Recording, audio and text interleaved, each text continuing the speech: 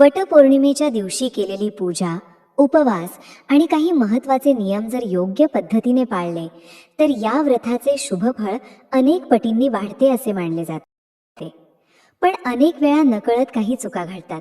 पूजा केली जाते, व्रतही केले जाते, पण काही आवश्यक गोष्टींकडे दुर्लक्ष होते. म्हणूनच यंदाच्या वटपौर्णिमेला कोणते नियम पाळायचे, कोणत्या गोष्टी टाळायच्या, पूजा कोणत्या वेळेत करायची आणि पूजनानंतर कोणती महत्त्वाची कृती करायची हे जाणून घेणे खूप आवश्यक आहे. कारण श्रद्धेसोबत योग्य पद्धतही तितकीच महत्त्वाची असते. नमस्कार प्रिय बंधू भगिनींनो, तुमचा येणारा प्रत्येक दिवस सुखात, ऐश्वर्यात आणि निरोगी जावो. तसेच येणाऱ्या 24 तासात तुमची एखादी मोठी इच्छा पूर्ण होवो अशी मी स्वामींच्या पवित्र चरणी मनापासून प्रार्थना करते. बंधू भगिनींनो, येत्या 29 जून रोजी पवित्र वटपौर्णिमा येत आहे. हा दिवस प्रत्येक विवाहित स्त्रीसाठी अत्यंत श्रद्धेचा आणि भावनेचा दिवस मानला जातो.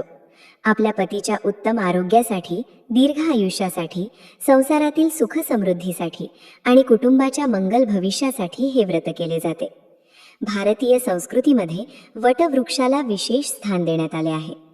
हा वृक्ष केवळ एक झाड नाही, तर स्थैर्य, दीर्घायुष्य आणि अखंड सौभाग्याचे प्रतीक मानला जातो.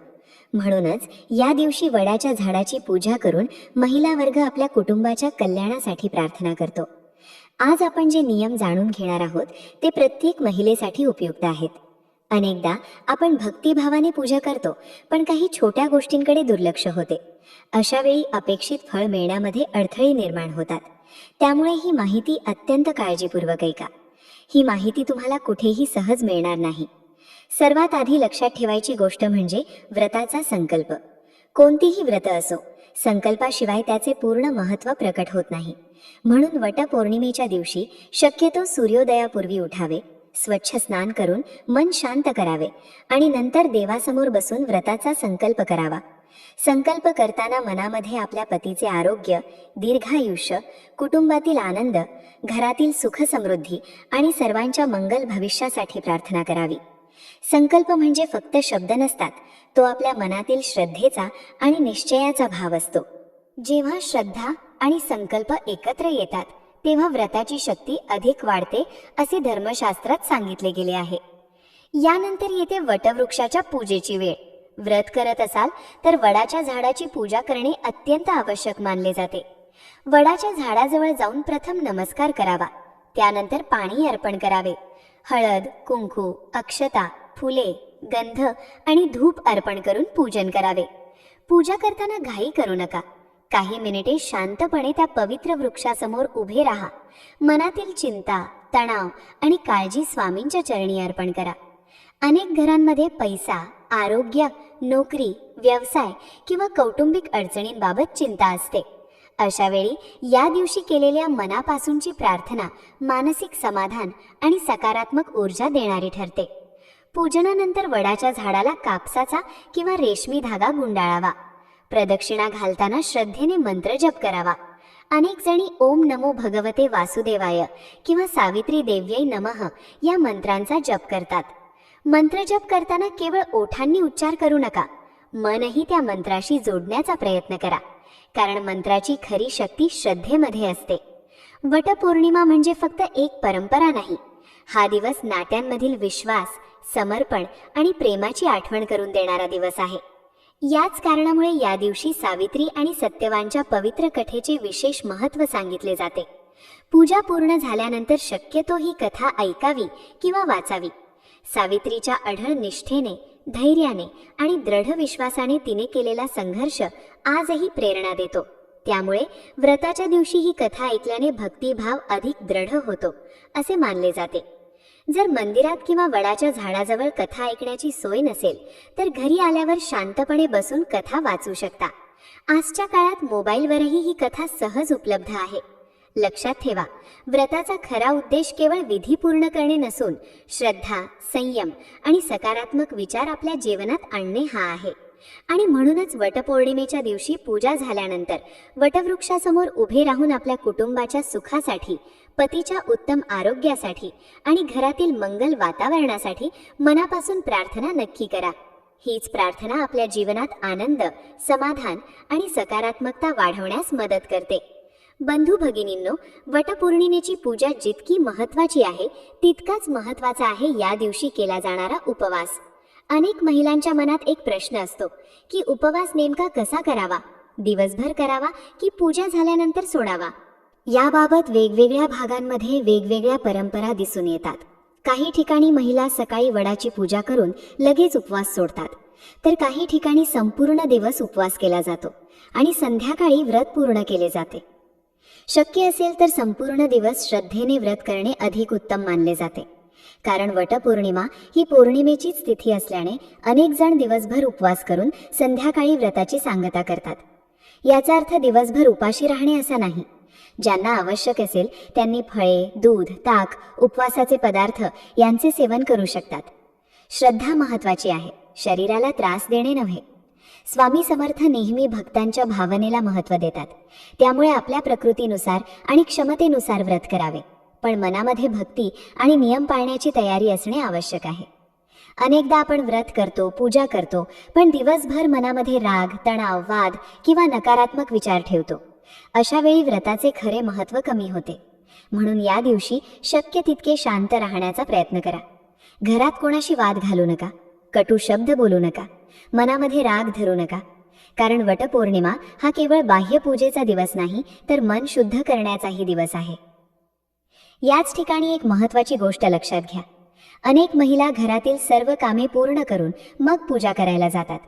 काही वेळा दुपार उलटून जाते, पण शक्य असेल तर वटवृक्षाची पूजा दुपारी 12 वाजण्यापूर्वी करण्याचा प्रयत्न करावा, कारण सकाळचा काळ पूजेसाठी अधिक शुभ मानला जातो.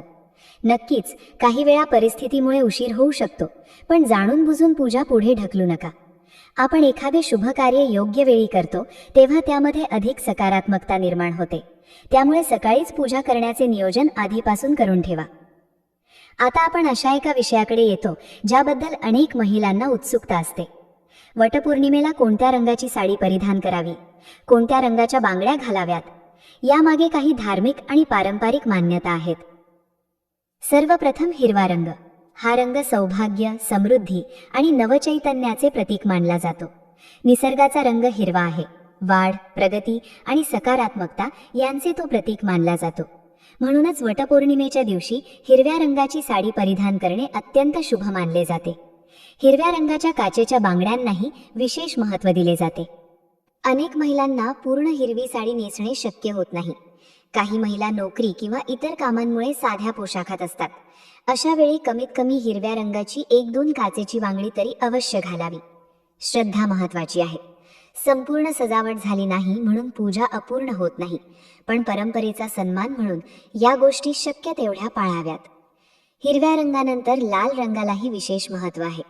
लाल रंग उत्साह, मंगल कार्य, आनंद आणि सौभाग्याचे प्रतीक मानले जाते. लग्न समारंभ असो, देवपूजा असो किंवा इतर शुभ कार्य, लाल रंगाचे महत्त्व आपण नेहमी पाहतो.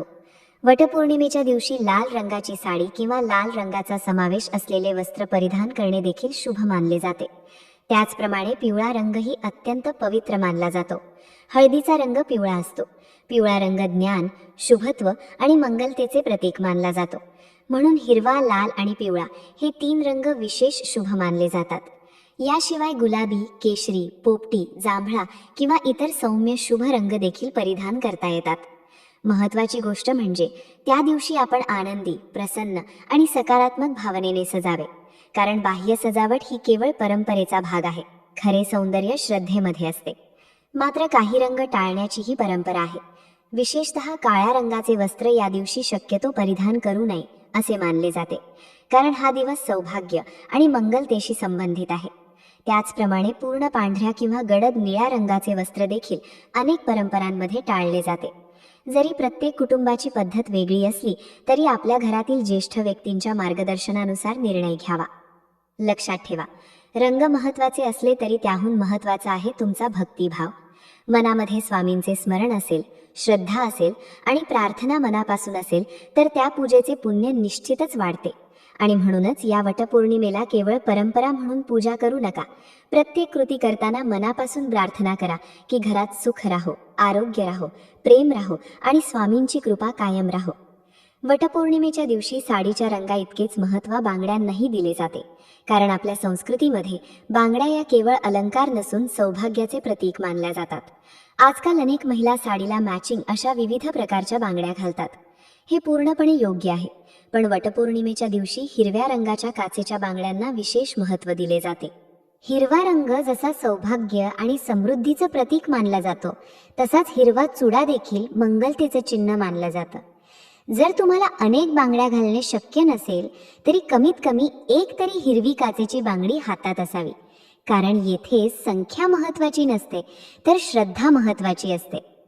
अनेक महिला कार्यालयात जातात, दिवसभर काम करतात, जबाबदाऱ्या सांभाळतात. अशा वेळी मोठा चुडा घालणे शक्य नसले तरी एक छोटीशी हिरवी काचेची बांगडी देखील परंपरेचा सन्मान राखते. याचप्रमाणे टिकलीबाबतही काही गोष्टी लक्षात ठेवाव्यात. वटपौर्णिमा हा सौभाग्याचा उत्सव आहे, त्यामुळे शक्यतो लाल, हिरवी किंवा इतर शुभ रंगांची टिकली लावावी. सजावट ही दिखाव्यासाठी नसते, ती आनंद, मंगलता आणि भक्तिभाव व्यक्त करण्याचा एक भाग असते. आता आपण अशा एका विषयाकडे येतो जो अनेकदा दुर्लक्षित केला जातो, तो म्हणजे आहार. व्रत करताना आपण दिवसभर पूजा, जप, प्रार्थना याकडे लक्ष देतो, पण खाण्यापिण्याच्या काही गोष्टींचे नियम पाळले नाहीत तर व्रताची सात्विकता कमी होते असे मानले जाते. म्हणून या दिवशी कांदा, लसूण, मांसाहार, मद्यपान आणि इतर तामसी पदार्थ टाळावेत. काही महिला पूजा करून आल्यानंतर लगेच उपवास सोडतात. त्यावेळी जे अन्न तयार केले जाते त्यामध्ये नकळत कांदा किंवा लसूण वापरला जातो. मात्र या दिवशी शक्यतो सात्विक भोजनच करावे, कारण व्रताचा उद्देश फक्त उपाशी राहणे नसतो. शरीर आणि मन दोन्ही सात्विक ठेवणे हा त्यामागचा खरा हेतू असतो. जर तुम्ही उपवास करत असाल तर दिवसभर फळे, दूध, ताक, राजगिऱ्याचे पदार्थ, शेंगदाणे, साबुदाणा यांसारखे पदार्थ घेऊ शकता. संध्याकाळी व्रताची सांगता केल्यानंतर खीर, पुरणपोळी, वरण भात, भाजी, पोळी किंवा इतर सात्विक अन्न ग्रहण करू शकता. आता आपण एका अत्यंत महत्त्वाच्या नियमाकडे येतो. अनेक महिलांकडून नकळत एक मोठी चूक होते. काही जणी वडाच्या झाडाची फांदी तोडून घरी आणतात आणि तिची पूजा करतात, पण पारंपरिक मान्यतेनुसार असे करणे योग्य मानले जात नाही, कारण वटवृक्षाचे पूजन हे जिवंत वृक्षाचे पूजन आहे. त्यामध्ये त्या वृक्षाची ऊर्जा, त्याचे अस्तित्व आणि त्याचे पावित्र्य जोडलेले असते. म्हणून शक्यतो प्रत्यक्ष वडाच्या झाडाजवळ जाऊन पूजा करावी. जर काही कारणास्तव जाणे शक्य नसेल तर घरी बसून स्वामींचे स्मरण करावे आणि मनोभावे प्रार्थना करावी, पण झाडाची फांदी तोडून आणणे टाळावे. त्याचप्रमाणे वटवृक्षाला कोणत्याही प्रकारची हानी पोहोचेल असे वर्तन करू नका.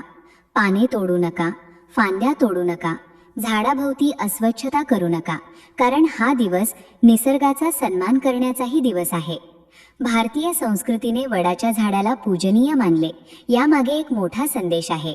जो वृक्ष आपल्याला सावली देतो, प्राणवायू देतो आणि अनेक जीवांचे रक्षण करतो, त्याच्याबद्दल कृतज्ञता व्यक्त करण्याचा हा दिवस आहे.